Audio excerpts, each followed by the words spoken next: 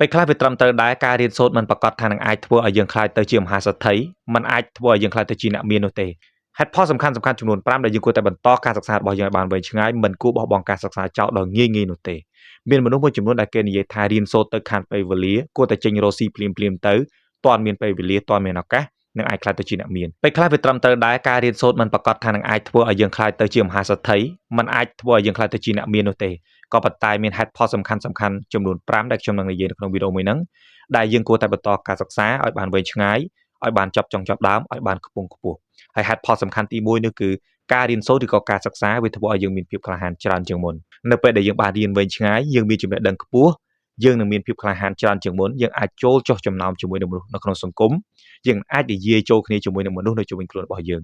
បើសិនជាយើងមិនមានចំណេះដឹងយើងនឹងអាចមានភាពភ័យខ្លាចច្រើនពេលដែលយើងចូលទៅក្នុងសង្គមពេលដែលយើងនិយាយទំនាក់ទំនងជាមួយនឹងអ្នកដទៃពេលខ្លះទៅយើងមិនមានអារម្មណ៍ថាមានទំនុកចិត្តចំពោះខ្លួនឯងនោះឡើយហេតុផលសំខាន់ទី2ការរៀនសូត្រនឹងធ្វើឲ្យយើងទទួលបានឱកាសថ្មីជាច្រើននៅក្នុងជីវិតរបស់យើងការរៀនសូត្រប្រៀបដូចជាការដែលយើងឡើងកម្មចិន្តាដែរនៅពេលដែលយើងឈានពីមួយកម្មទៅមួយកម្មឱកាសថ្មីក៏រត់មករក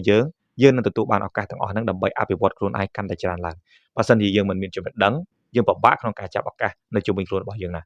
ខ្ញុំឲ្យឧទាហរណ៍បងប្អូនទាំងអស់គ្នាមួយនៅពេលដែលយើងចង់ដាក់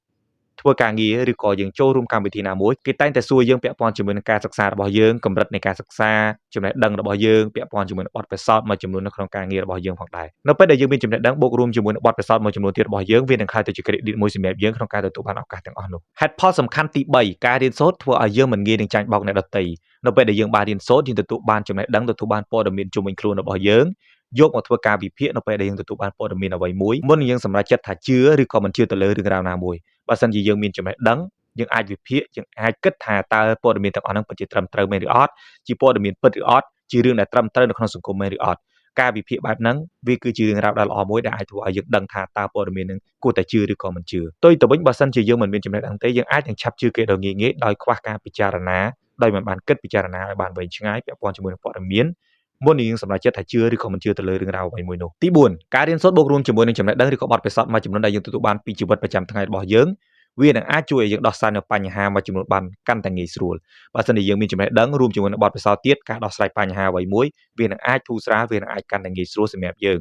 ក៏ប៉ុន្តែបើសិនជាយើងមិនមានចំណេះដឹងទេយើងមិនដឹងថាត្រូវស្វែងរកដំណោះស្រាយនឹងដោយរបៀបណាយើងមិនដឹងថាត្រូវទៅកន្លែងណាដើម្បីដោះស្រាយបញ្ហានឹងបាននោះឡើយហេតុផលទី5ការរៀនសូត្រនឹងធ្វើឲ្យយើងក្លាយទៅជាមនុស្សម្នាក់ដែលមានចិត្តទូលាយវានឹងអាចជួយឲ្យយើងបើកចិត្តឲ្យបានទូលំទូលាយច្រើនជាងមុនខ្ញុំឲ្យឧទាហរណ៍ទាំងអស់គ្នាមួយថាបើសិនជាយើងដឹងពីវប្បធម៌ពីអរិយធម៌របស់ប្រទេសមួយយើងនឹងអាចសម្របខ្លួនយើងទៅតាមវប្បធម៌ឬក៏អរិយធម៌របស់ប្រទេសមួយហ្នឹងក៏ប៉ុន្តែផ្ទុយទៅវិញបើសិនជាយើងមិនមានចំណេះដឹង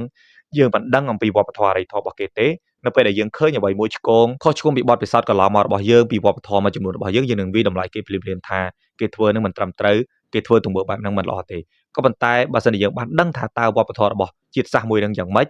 អរិយធម៌របស់គេយ៉ាងម៉េចនិងជីវិតប្រចាំថ្ងៃរបស់គេរស់នៅដោយរបៀបណានោះនៅពេលនោះយើងក៏ចាប់ផ្ដើមគិតពិចារណាបានវែងឆ្ងាយដោយមិនវាយតម្លៃទៅលើអ្វីដែលយើងបានឃើញភ្លាមៗនោះឡើយ